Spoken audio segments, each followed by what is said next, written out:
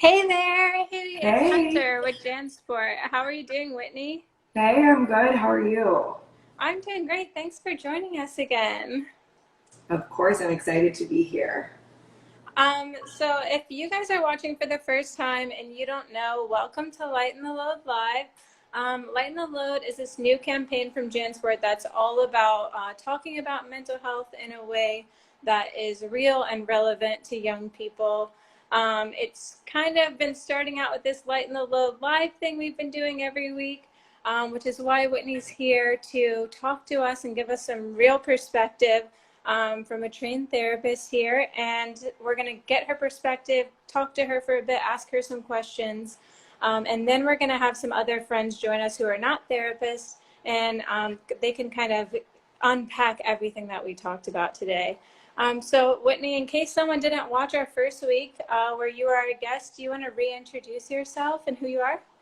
Yeah, of course. So I'm Whitney Goodman. I'm a licensed therapist in Miami, Florida, and I work with individuals and couples that are looking to transform their relationships and just take better care of their mental health. I'm also really passionate about making mental health more accessible and having conversations like these so that people can learn more about it. So thank you for having me. Yes, and thank you for joining us and lending your expertise. You've been such a great partner with us starting this campaign. Today's topic that we're going to talk about and unpack a little bit is uncertainty. So we are hearing about uncertainty from everywhere. It is such a buzzword right now, but it really is like integrated into our daily lives. We don't know where our careers might go from this. We don't know if you're in school, what the deal with that is, our relationships. There are so many things that are big question marks in our lives right now. So we are going to ask you a couple questions related to uncertainty and kind of get your perspective on how that affects our mental health. The first question is, why does uncertainty mess with our brains? Like, what is the reaction that's happening in our brains that is making this so crazy? Yeah, so uncertainty really just screws up everything in our brains. I would say uncertainty is like the foundation or the bedrock of every anxiety or fear that we have. If you think about some of the things that you're afraid of or that you worry about, it's probably around like not knowing what's going to happen, not knowing how you're going to react or how someone else is going to react. It's the foundation of anxiety, and anxiety is future oriented. So we're worrying about something that we don't know about yet.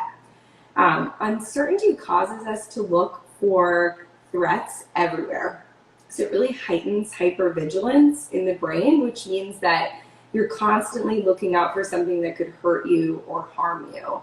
We have to remember that even though we're living in 2020 and we have all this technology and we seem really sophisticated, the brain is still stuck like we are in the caveman era. And so we respond to things in the same way, and our bodies will react in the same way. So even though some of these threats can't really hurt us physically, we're still going to respond like they could. Uncertainty also really disrupts a lot of like our habits and just how we go about our day. It makes it harder for us to take care of those things that usually seem like they come so easy to us.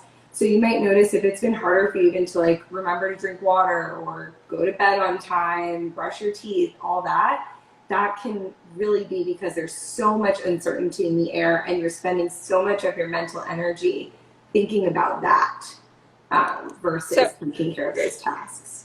yeah, so we're basically on edge all the time.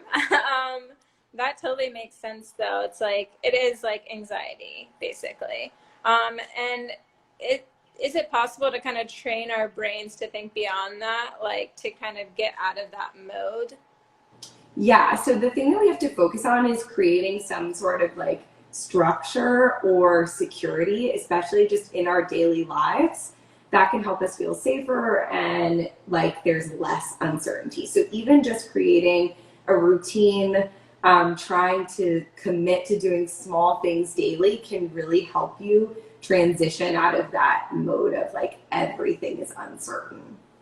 Awesome. I feel like a lot of this is gonna come up again in some of these like further questions. So let's keep rolling and see what the next one is.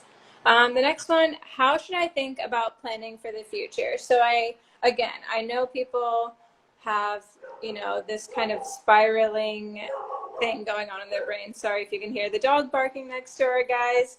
We're going live. It's happening. But yeah, so I think when we're thinking about the future, it's like a domino effect, right? It's like one thing is a question mark, and then it kind of leaves this trail of question marks in its wake where we don't know what the next 5-10 years might even look like because of what's happening right now. What would you say to someone that is worried about that or is going through that?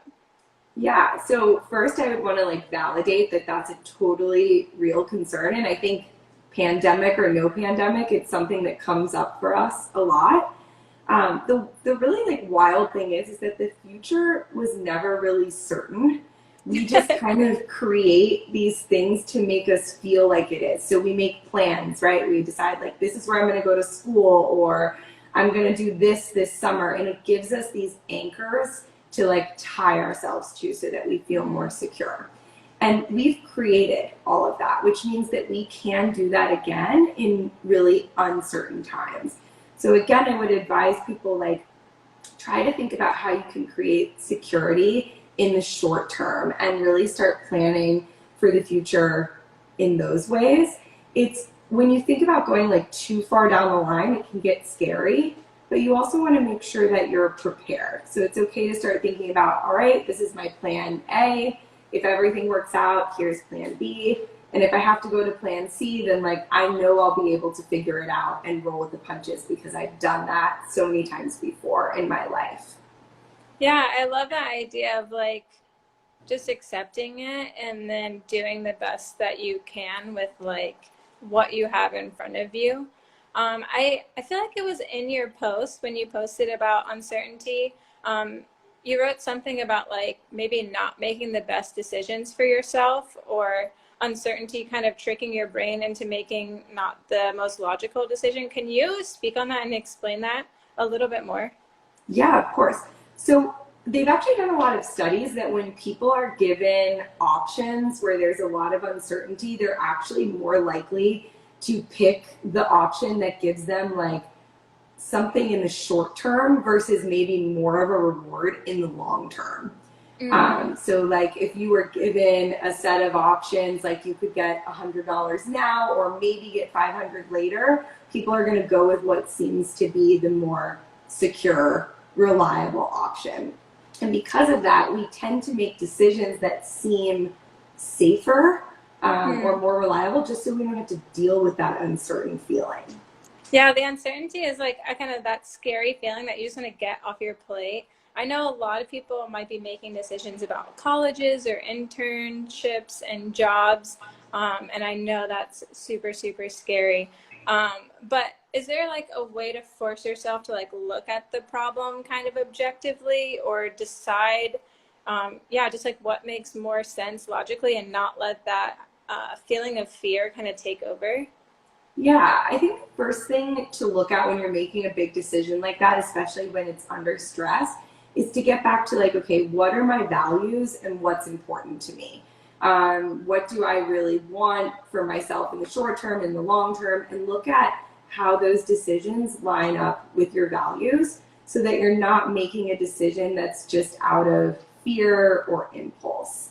It's also great to like make a list of all your options, really look at it on paper, like what would it be like if I did this versus that. And a lot of times when you're writing this out, it becomes more clear to you like what your gut is actually telling you to do. And of course you can always ask for help from people, but make sure that you're not just like doing what somebody else says because you don't want to make the decision yourself. I think it's important to integrate, whether it's our parents, our friends, whoever, their opinions with our own, and make sure that we're making a decision from our own value system. I love that. I was just about to ask you, like, what if you have people in your ear trying to tell you what to do, or you've asked for a lot of advice, or you just kind of want to make the safe choice?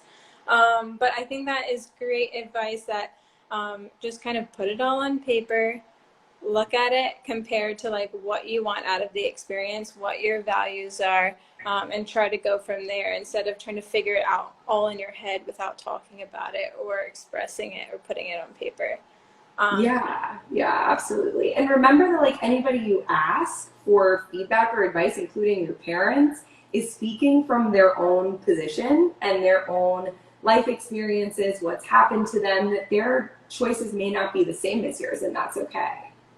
I love that. Yeah, because you want to ask for help, but at the same time, sometimes you do, and you're like, that wasn't the answer that I was hoping for. Like maybe Yeah. that person isn't on the same page as me, which is okay, like you said.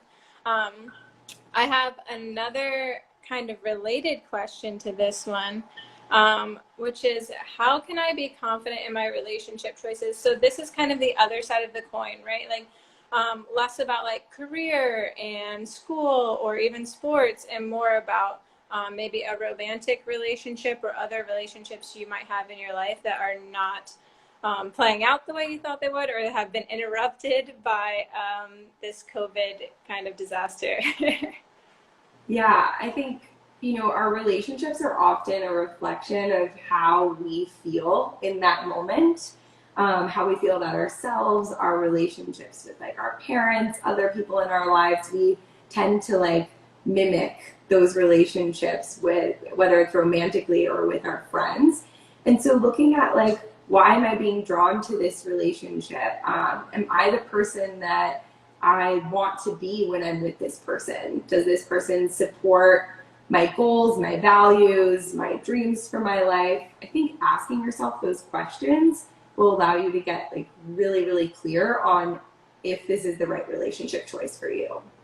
Yeah, I love it. It's kind of like the same thing, right? Like kind of step out of the situation for a second and ask yourself the bigger picture questions. What if you are talking to a romantic partner you might have? Maybe you're long distance, or maybe it feels like you're long distance because you're stuck in your house. What are some tips on how to talk to that person you're in a relationship with and get on the same page with them? Yeah, again, just like being curious, I think, and asking questions is the best way to go. Putting out there, like, I've been thinking about this, what do you think? Asking the other person if they're, thinking along the same lines that you are. You really don't know unless you ask. And I find that a lot of times in relationships, people are thinking about the same things or having the same types of concerns, and they're just not sharing them with each other. So just being open is really important, and that takes like bravery and self-confidence and all of that. But, put it in a text message, start the conversation, and it'll It's go from there. It's so funny. I always end up laughing because it seems so obvious when you say it out loud. But then I know, like, we're all in those situations and we're like, what do I do? You're asking your friends, what do I do? What do I do? And then someone's like, just talk about it. And you're like, oh my Right. God, wait, why did I not think of that? It is Yeah, a don't real problem. overcomplicate it. Yeah, speaking of overcomplicating it, that also leads into the next one we have here. Um, when I'm feeling worried, how can I avoid letting my brain spiral? This is the question I wanted to ask you the most because I feel like it happens to all of us. Everyone I've talked to has gone through this. You're worried about one thing, like I said, the domino effect kind of, and then like something else kind of comes up, and then something else pops in your brain, and suddenly you're worried about 20 things. You have spiraled. It's like a joke online, I'm spiraling, but it also is like a very real feeling that really, really sucks. So Yeah. what would you tell someone like, if you find yourself spiraling, here's what you need to do? So I like to think about worrying as sort of like having a million tabs open in your head and you're just jumping Yes. between them over and over. You're not really, don't know why you're there or what you're doing. And you just get lost in it. And it's Yes. super overwhelming and distressing. And so when you do that, you realize it's pretty pointless, and worry just breeds on itself. Like the more you worry, the more it's going to get ingrained in your brain. It's going to become habit, and it's going to feel like a more permanent strategy for you. So the first thing to do is really like look at, okay, what is it that I'm even worrying about? Like, can you define that? Can you operationalize it in some way? And sometimes you might not be able to, and that's totally fine. I find that it's helpful to say like, all right, I'm going to set aside a time every day to attend to my worries. And this sounds weird, but it works. So say like at 5 o'clock every day is going to be like my worry time. And if something comes up during the day, I might say, okay, I'm going to write it down. I'm going to worry about it at 5 o'clock. And you'd be surprised that when you get to that time, you're like, that was so stupid. I don't want to worry about that anymore. Or I've already moved on. Yeah. And when you do that, you're reinforcing this idea for yourself and in your brain that like, I can manage my worries. They don't have to take over me. I have control over them. I love that idea. Yes. It's like a worry to-do list. We can Yes. move on. We can do that at 5 o'clock, and then 5 o'clock comes and you're like, what was I even like upset about? Okay, so hypothetical situation. It's 5 o'clock. You're starting to like actually worry about something. Like it is bothering you. Or maybe you couldn't wait till 5 o'clock and it's driving you crazy. What would you say to like bring someone to that like kind of more present state of mind that is not, 5 days down the road or 5 years down the road? It's like what's happening around you. Because sometimes worries, like they are burrowed in there, and even if I'm like supposed to be having fun with my family or something, I still can't get away from that nagging feeling. So is there anything I can do to like jolt myself back, I guess? Yeah, I think the first thing you have to do is like validate the worry. There was actually a study that just came out, I think this week, that self-compassion is really so effective at treating things like depression and anxiety. And so even if it feels weird in the moment, just telling yourself, okay, it makes sense why I have this worry. This is something a lot of people would worry about, like trying to speak to yourself like you would a friend or a family member. And then thinking about, okay, what can I do about this at this moment? Is there something that I need to attend to with this worry, or can I give myself some space? Mindfulness also really helps in these moments. So you mentioned like if you're doing something in the moment, to try to just be really present with what you're doing. And I'm talking like if you're eating something, focusing on like, okay, this is what it tastes like, this is what it feels like. I like it, I don't like it. Like really just trying to hone in on the experience you're having in that moment will help you kind of move away from the worry. And if the worry comes up again, validate it. Okay, it's there. Now I'm going to try to go back to the present moment again. Yeah, that kind of goes back to like the tabs in your mind thing. And it's kind of like close the tabs and read what's on the page in front of you almost. Like focus on what is happening, like whether you can feel it or touch it or smell it or whatever. What was the term you used? Self-compassion? Yeah, self-compassion. Can you speak more about that? Sure.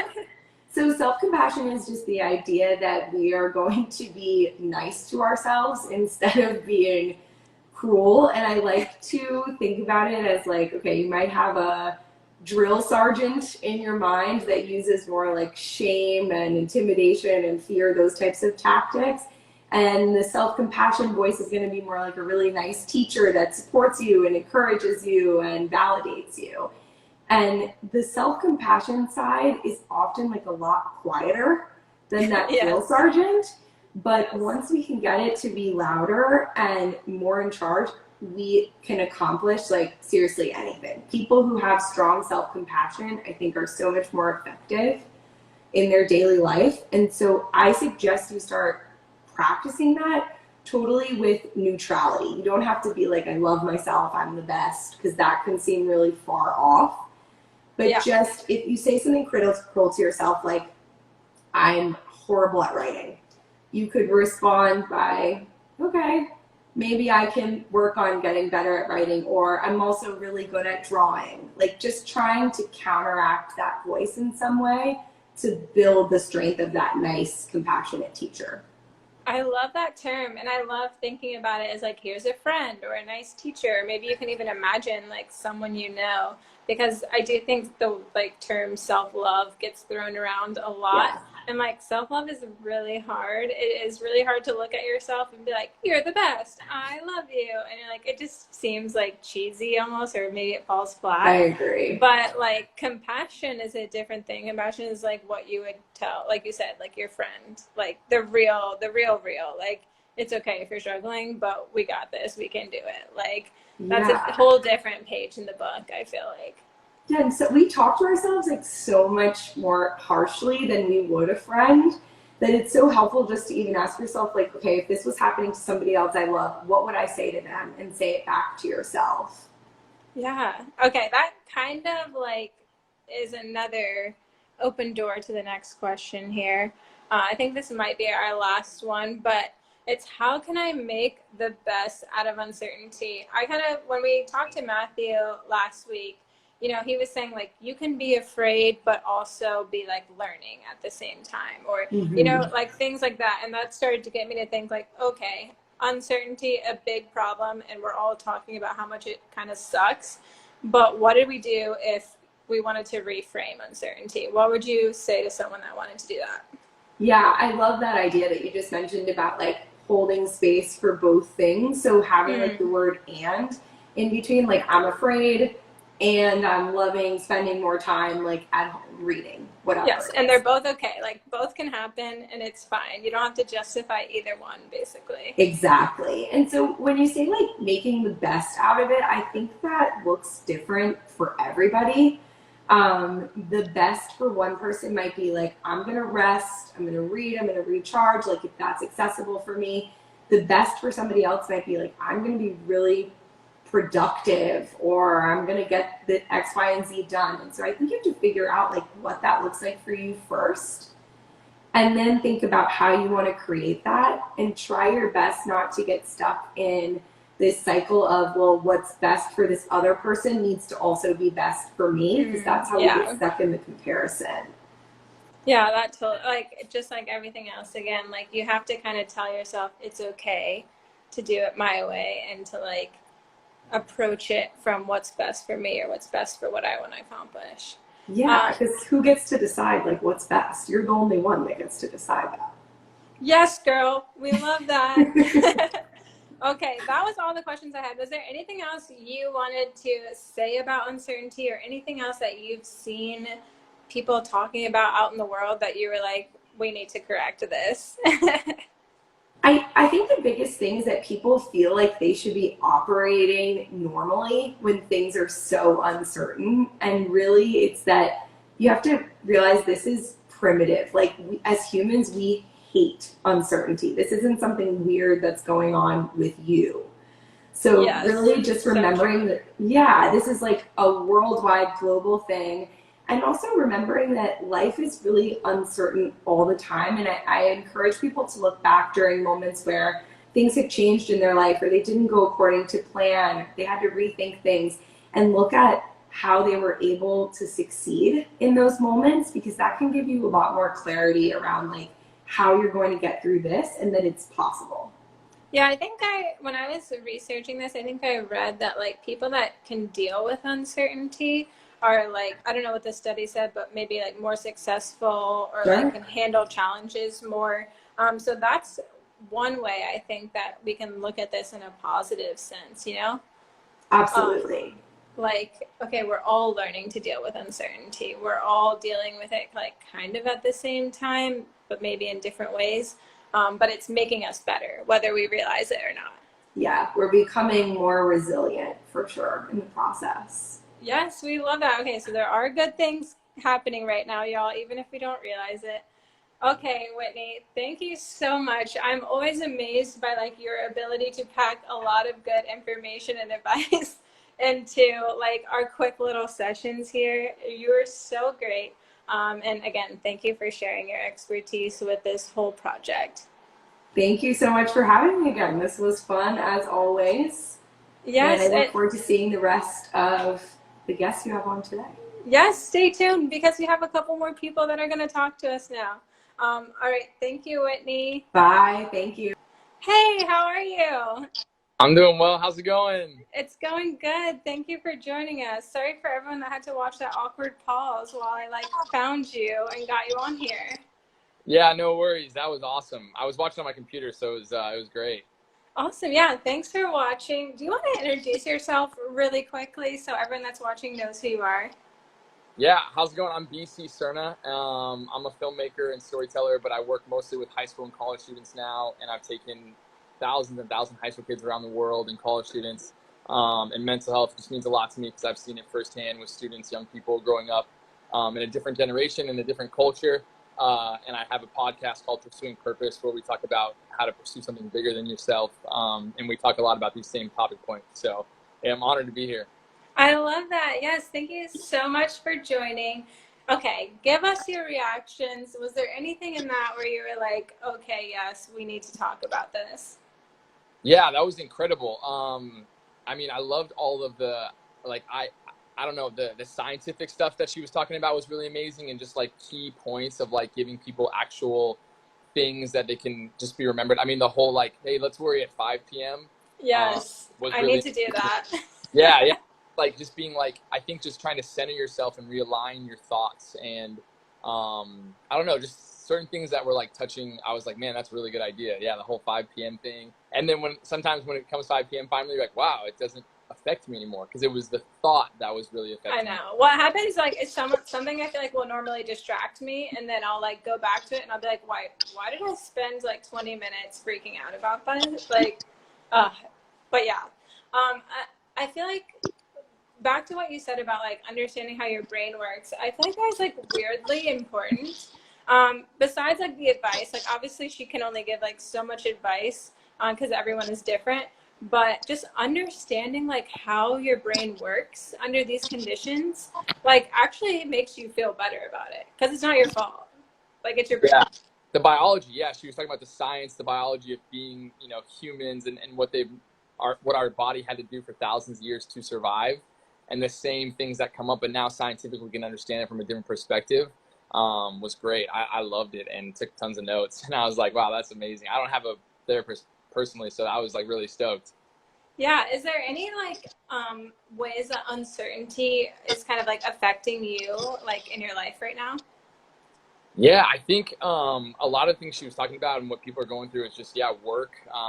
My whole projects of when I work with high school students, and we go on trips every summer. For the last 10 years, I've taken tons of high school kids around the world, and during the summer, and Mm. all of it is postponed or potentially obviously canceled. So yeah, just trying to navigate what my summer is going to look like, what my income is going to look like. So just trying to like feel all these uncertainties, be like, okay, what can I do about it, and what do I have no control over? And trying to do what she said, like really just what can you do, like actually about it. So it's really Yeah. the number one thing I've been able to kind of calm myself down with. Do you feel like you are learning anything, like what Whitney and I kind of talked about at the end, like learning anything from the uncertainty? Yeah, I mean, the biggest thing I learned about myself is I think my identity was really wrapped in what I did. Yeah. And even though I get to do a lot of cool things, like help people, I was still numbing some emotions down that I feel like needed to come to the surface.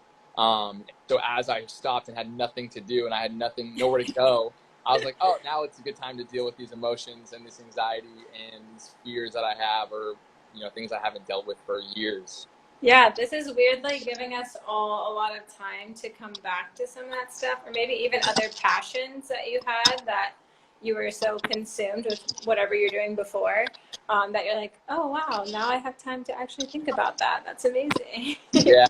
Yeah, I love it. Yeah, I know, from reading to playing music to like just like slowing down and being like, wow, the world still spins when it stops. Yeah. Well, thank you so much for sharing your feedback. I'm going to check in. I'm going to DM you tomorrow and be like, did you put your worries down for 5 o'clock? Or were you like, no worries today, we're good?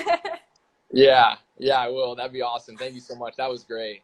Yeah, of course. Thanks for Actually, joining. so smart on all the like talking points she had was great. Yeah, so Whitney is great. If y'all want, look her up at Sit with Wit after we're done. She has great content, great things to learn from on her Instagram. Awesome. Thank you so much. I'm going to have our next guest come on now. Thank you so much. Talk to y'all soon. Bye. Hey, girl. How are you doing? I'm good. How are you? I'm doing good. Do you want to introduce yourself as well and tell us a little bit about who you are?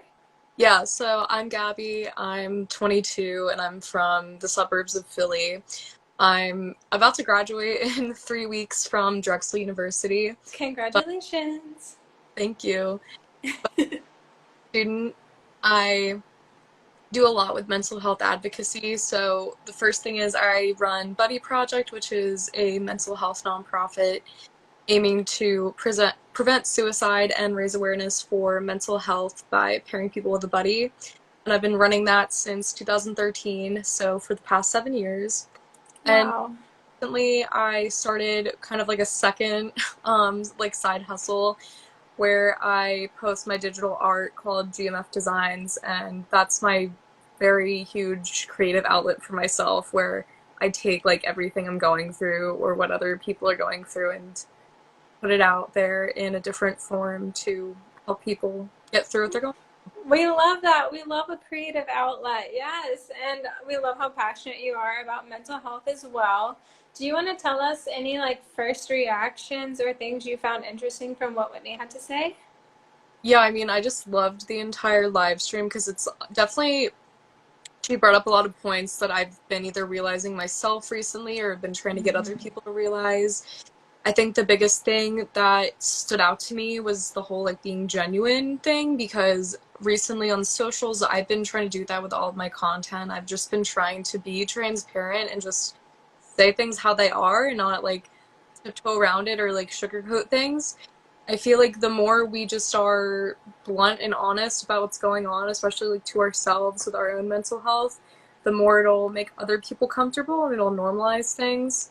So for example, recently on Buddy Project, I put out a post saying like I've been feeling just very in a weird space mentally for the past few months, and that's like why our content has been a little different, and just being open about that. And a lot of people gave really good responses. I don't think I had anything negative or anything, but people said like it really meant a lot that they heard that, because Yeah. I know people think a lot of the times like I always have everything together when I don't, and kind of just assume that because most of the time on my socials it looks like everything is perfect, that when I speak and say like it's really not, and that even though I am running Buddy Project and have GMF Designs and just have things going for me, that it doesn't always mean things are going to be great. And I feel like once we show that side of being, like if people, for example, are like me and are entrepreneurs or content creators, that people like that don't have perfect lives, it'll make things a lot better for people that like aren't in that space, that kind of are the people that are consuming the content. Yeah, it's so crazy that we have this idea that, oh, if we're vulnerable, someone's going to like, you know, look at us different or something, when like 9 times out of 10, if not more, it just gives other people permission to be vulnerable too, or to feel okay, or to be like, oh, word, like I feel that same exact thing. Like I want to talk about it now. And it's like this chain reaction that happens. But yeah, I love that. Was there anything else that like stood out to you, or that like you were like, wow, that's a really good point. Like I want to go out and continue to share that as well.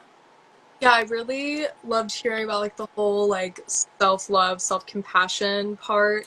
One of my friends that I follow that also makes art made something like similar, I guess, like in that sphere of like just the whole um path to self-love, that it doesn't, Yeah. like that's not the only thing, like that and self-hate aren't the only things that exist. It's like this path you have to go down, and like neutrality is really like what's in the middle and what like leads you to self-love. So I really loved hearing about that, because I feel like not enough people talk about that. And recently I've definitely like in quarantine have just gone up and down with the love and compassion I have for myself. It's hard because you're spending a lot of time with yourself. Yeah. Yeah, it's like just everything happening like with the whole like uncertainty thing. Like, I mean, she was totally right when she said like nothing is ever certain. It's just like So before true. that happened, we just had more like, I guess. I mean, I don't want to say certainty because it's not really, but It's like the like idea of certainty, like, and you assume that things are going to continue down the path that you've been going, when in reality, I think, you know, I don't want to say stuff could hit the fan anytime. How about that? yeah, it's like we have, I guess, more confidence that things Yeah. been the way they were supposed to. And I mean, I've definitely felt that. I never thought, like, 4 years ago, graduating high school, that I wouldn't really get a real college graduation. I mean, hopefully my school does have a ceremony in the fall, like they're saying, but, like, if you would have told me 4 years ago, I would have never guessed that was going to happen. Yeah, and looking at, I mean, you can tell me if you don't want to talk about this, but like looking at what comes after college, like was anything that she said like helpful or resonate with you as far as like I'm sure you had plans for what was going to come after graduation that maybe like don't look the same anymore? Funny because it was like on the flip side of things. So like I thought I was gonna spend this whole summer like worried and everything, but recently, where I interned last year offered me to intern there again this summer. So Congratulations again. thank you. So it actually was on the flip side. Like I was Yeah. anticipating to be like uncertain and worried about like where I'm gonna end up after graduation, and it ended up being something like out of my control that made things like a lot better for me. So Yeah. I'm really glad that happened. And I mean, I do feel like things happen out of nowhere that are like best for you. I mean, that's how I got my internship last year. Like it just literally came out of nowhere. Um, so I feel like as long as you like I don't know, like I mean it's hard because I know people really struggle with anxiety, but like as someone that does have a lot of anxious thoughts, like I try not to worry about things that aren't really in my control, especially after hearing like the job market is not going to be good for postgraduates. um I just try to not really think about it because it's like that's obviously not in my control, and the thing I have in control is like enhancing my skills and networking, so focusing more of my like time and energy on doing that. Yeah. But I can control that can help me get further like in my career. Yeah, I love that. And like even if something good happens that you didn't anticipate or expect, it's like it's still good to know that like you can focus on the things you can control. You can, you know, live by your values and that will get you where you need to be at the end of the day. Yeah, exactly. Well, thank you so much for talking to us. We have one more guest I'm going to usher in, but you've been great. We love what you're doing again, and thank you for joining. Yeah, thanks for inviting me. Hey, girl, welcome. Hi, how are you? I'm doing well. How are you? I'm good, I'm good. It's been fun kind of tuning in. I haven't taken a break from my laptop in a while, so this is some good just being able to watch. Yes, and can you give us a little introduction of who you are in case our watchers don't know? Yeah, so hi everyone, I'm Nadia Okamoto. I'm 22 and a junior at Harvard College, just finished up my junior year. And I'm the founder and executive director of a nonprofit called Period, the Menstrual Movement, which is a global youth-run NGO trying to fight period poverty and stigma through service, education, and advocacy. And so we're distributing a lot of period products right now, especially in response to COVID. We've registered over 800 campus chapters at universities and high schools in all 50 states and about 40 countries. And we've been doing a big fight to try to take down the tampon tax, which still exists in 30 states. I'm also the author of the book Period Power, a manifesto for the menstrual movement, and chief brand officer at Juve Consulting. That is amazing. So much good stuff. Was there anything that we talked about today that really resonated with you or that you want to kind of unpack here? I would say that I think that the biggest thing that resonated with me that I've been feeling a lot is taking this opportunity to embrace the uncertainty. I think that, like, in high school especially, I really struggled with my anxiety and this feeling of not knowing what was going to happen in the future and feeling scared constantly. And I actually think it's really been this year that I've sort of changed my attitude to almost appreciate uncertainty and a level of feeling scared, because I think I tell myself if I feel scared or uncertain about what I'm doing, maybe it means it's because I'm doing something that hasn't been done before. And I think that when you work in a field like I do of activism and trying to push for social change, and you're trying to do something that hasn't been created before, you're trying to fight the status quo, uncertainty is just a part of the job. And I think that I felt a lot less alone because I feel like I'm not the only one who feels uncertain, and it's kind of this time where we can collectively embrace uncertainty. And I found it actually kind of freeing and empowering because it gives you the opportunity to think more creatively and innovate. And so that's kind of what I've been trying to do with my extra time in quarantine. Yeah, I love that. I think that's like I'm glad I got to end on a like kind of positive note with Whitney and say like we're all kind of collectively learning together. You know what I mean? Like that mindset that you said you adopted sounds like it unlocked a lot for you. And hopefully that will be happening kind of on a much wider scale now. Even though obviously this is super unfortunate this is happening, Yes. but we can always find something positive. Was there anything else that she said that spoke to you, or anything that other guests said that kind of spoke to you? I would say that like even what Gabby was saying of like, yes, embrace uncertainty, but also like it's kind of sad. Like I mean, not kind of sad. Like we're in a global pandemic, Yes. right? And I Yeah. think that in addition to talking about mental health awareness, this has brought up so many inequities around the world.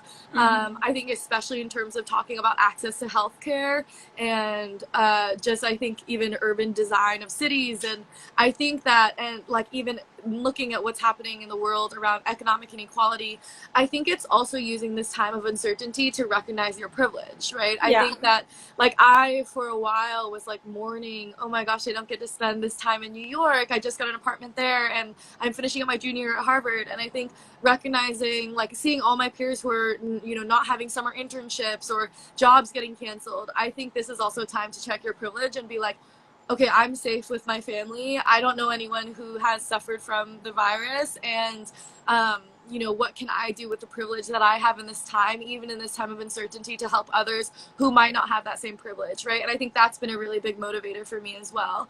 And so, like, kind of I've been more busy than usual just because Period made the commitment to sending Period products for free to any service provider that requests them.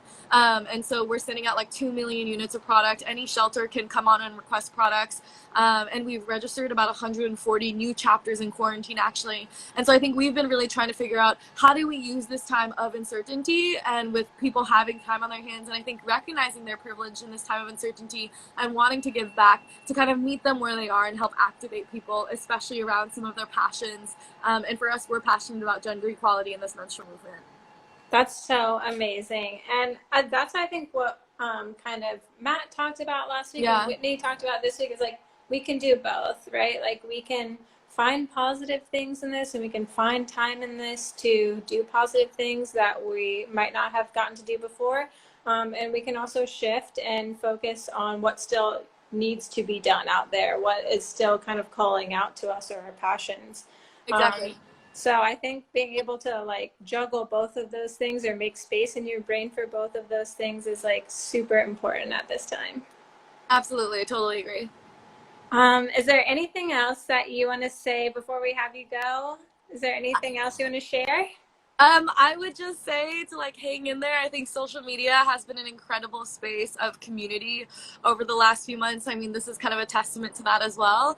And I would also say that like for me, I'm trying to use this time, especially around Mental Health Awareness Month, to develop new self-care practices. And so for me, like I've started running, I've started listening to more audiobooks, and just I'm going to try to learn how to cook starting in June. But I think I would just encourage you, as I'm trying to encourage myself, to develop new healthy habits and explore like what we can be doing better to just take care of ourselves while we get through this together.